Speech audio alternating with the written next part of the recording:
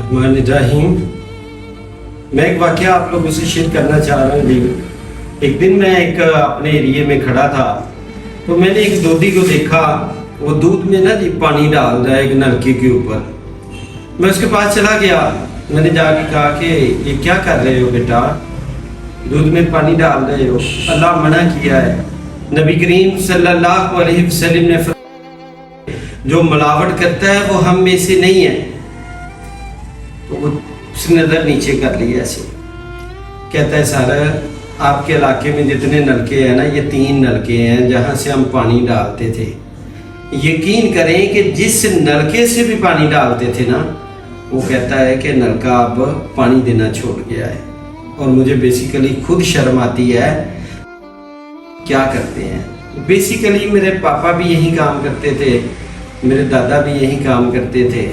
میں نے کہا یار آپ کی فیملی میں سے میں نے کبھی کسی بندے کو لینڈ کروزر پہ کسی اچھی گاڑی پہ نہیں دیکھا۔ اب 20 من میں 20 من پانی ڈال دیتے ہو، پھر بھی حالت وہی ہے۔ تو وہ چپ ہو گیا، کہتا ہے سر ویری سوری۔ میں یہ سننے کے بعد بہت پریشان ہوا، سوچا کہ کیوں نہ اس کے بارے میں اس کے اوپر چھوٹا سا کلپ بنایا جائے۔ آپ جہاں برائی دیکھتے ہیں، بہن بھائی دیکھتے ہیں، عزیز و اقارب دیکھتے ہیں، دوست دیکھتے ہیں، میری یہ وش ہے کہ انہیں اسی لیول پہ روکے، انہیں کہیں کہ اللہ نے منع کیا ہے، اللہ کے ساتھ جنگ کر رہے ہو، ہاؤ کین پوسیبل کہ تو ایک عظیم انسان بن جائے، تو ایک امیر انسان بن جائے۔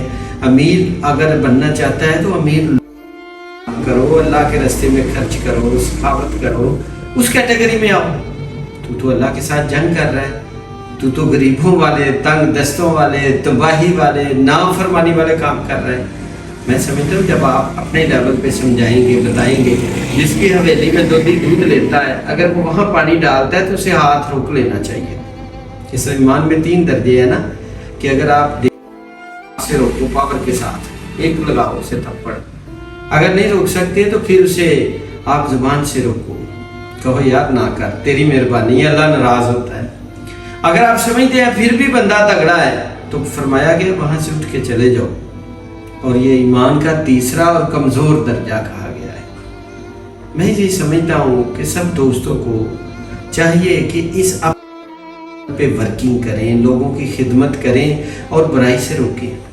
جب ہر بندہ، ہر گھر والے، ہر بیٹھنے اٹھنے والے لوگ روکنے لگ جائیں گے تو بندے کو شرم آئے گی اور سمجھے گی برائی ہے، اور وہ چھوڑ دے گا اس کو۔